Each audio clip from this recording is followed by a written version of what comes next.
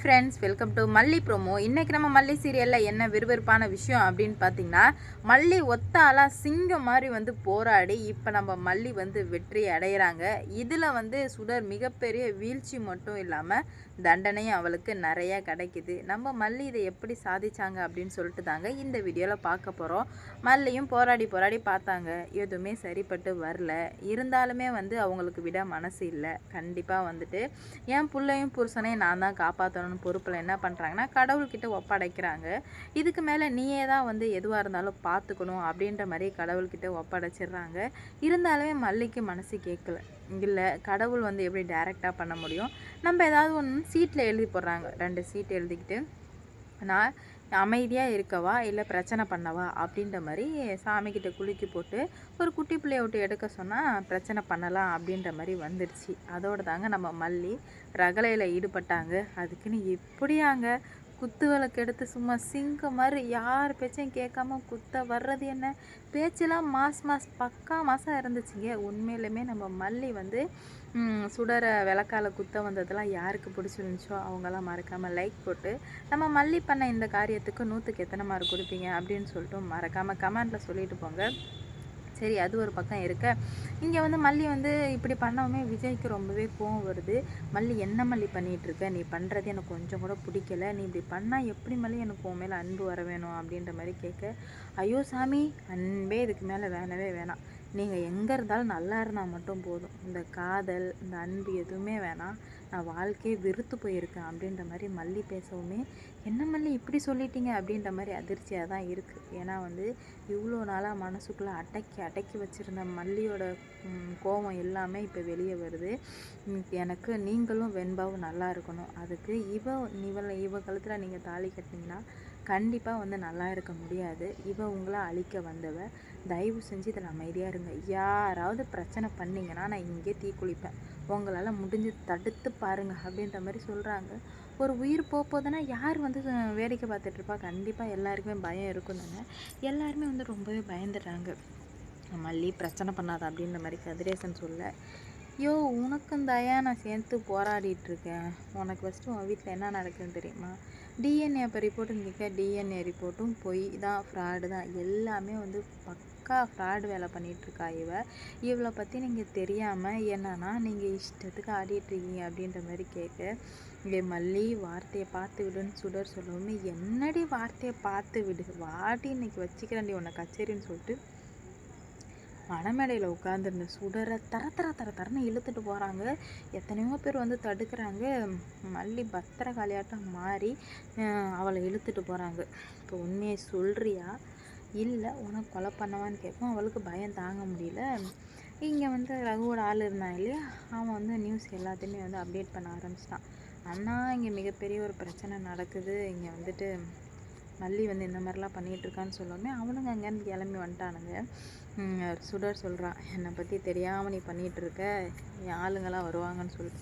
உன்னை பற்றி எல்லாமே தெரிஞ்சுன்னா நான் இது எல்லாமே பண்ணுறேன். உன்னால் என்ன முடியுமோ அதை நீ பண்ணு அப்படின்ற மாதிரி சொல்ல, என்ன மல்லி பயம் இல்லையா அப்படின்ற மாதிரி கேட்க, யாருக்குடி இதுக்கு மேலே பயம்? நான் உண்மையாக நேர்மையாக இருக்கேன். நான் யாருக்காக பயப்படணும் சொல்லு? பயப்பட வேண்டியதெல்லாம் நீ நீ நீ நீ மட்டும்தான். நான் இப்போவும் சொல்கிறேன், நான் உன்னை மன்னிச்சு விடுறேன். இப்படியே போயிடு. இல்லை விஜய் தான் வேணும், பணம்லாம் வேணும், பணத்தை சுருட்டிட்டு தான் நான் ஓடுவேன் அப்படின்னா உன் உயிருக்கு உத்தரவாதம் இல்லை அப்படின்னு சொல்லவும் இவளுக்கு பயம் தாங்கலை. என்ன மல்லி, என்னை பயமுறுத்தி பார்க்குறியா அப்படின்ற மாதிரி கேட்குறாங்க. சேச்சே, உன்னை பயமுறுத்தி எனக்கு என்னடி ஆக போகுது? இதுக்கு மேலே உன்னை பயமுறுத்துகிற வேலையே கிடையாது அப்படின்ற மாதிரி சொல்லுவோமே. அப்புறம் எதுக்காக நீ இதெல்லாம் பண்ணுற அப்படின்ற மாதிரி கேட்குறாங்க. என் குடும்பத்துக்காக பண்ணுறேன் அப்படின்ற மாதிரி சொல்லுவோமே. குடும்பத்துக்காகயா? உன் குடும்பமே நீ சொல்கிறது யாருமே நம்பவே இல்லை. அப்புறம் என்ன சும்மா குடும்பம்னு ஆடிட்டுருக்க அப்படின்ற மாதிரி கேட்க, குடும்பத்தை கேட்க விடாமல் ஆக்கினதே நீ தானடி அப்படின்ற மாதிரி சொல்லுவோமே. வெளியே போய் தள்ளி விட்றாங்க.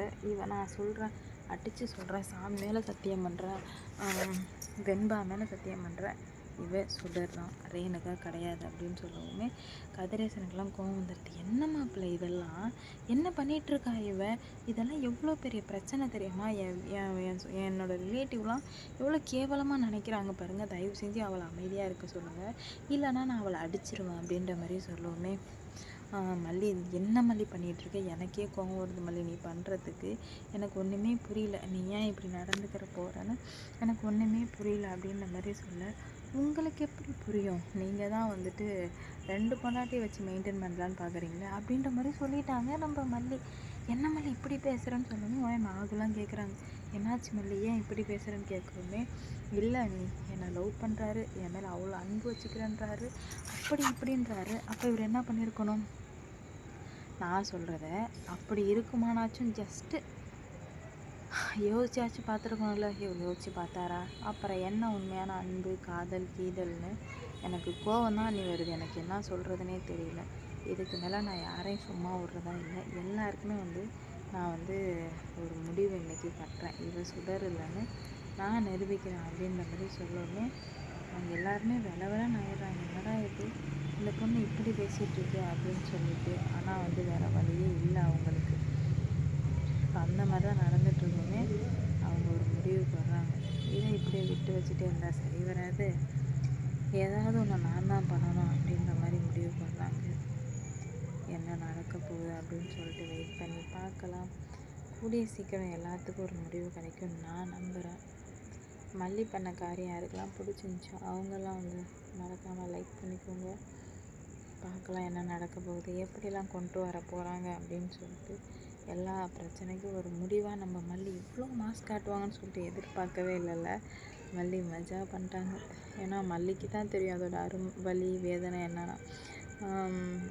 விஜய் கூட சுடர் ஃபோட்டோ பிடிக்கிறதும் மெஹந்தி வைக்கிறதும் 2 பேரும் ஒன்றா இருக்கிறதும் பார்க்குறதுக்கு மல்லிக்கு அவ்வளோ கஷ்டமாக இருந்திருக்கும்ல.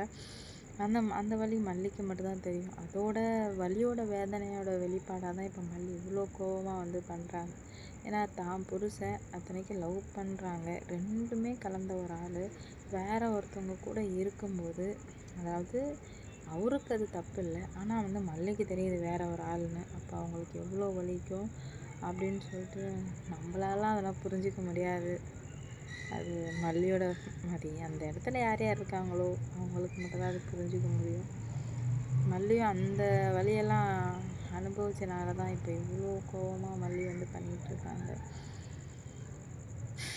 மல்லி பண்ணதில் தப்பு இல்லைன்னு தான் நான் சொல்லுவேன், வேறு வழியே இல்லை. எல்லாமே ஃபெயிலியர் ஆகிடுச்சுன்னா கண்டிப்பாக பண்ணலாம், தப்பு இல்லை. பார்க்கலாங்க என்ன நடக்க போகுது அப்படின்னு சொல்லிட்டு. இந்த வீடியோ பிடிச்சிருந்தா லைக் பண்ணுங்கள், ஷேர் பண்ணுங்கள், மறக்காமல் சப்ஸ்கிரைப் பண்ணிக்கோங்க. அப்போ தான் நான் போகிற அடுத்தடுத்த வீடியோ நோட்டிஃபிகேஷனாக வரும், என்ன நடக்க போகுது எப்படி நடக்க போகுது அப்படின்னு சொல்லிட்டு.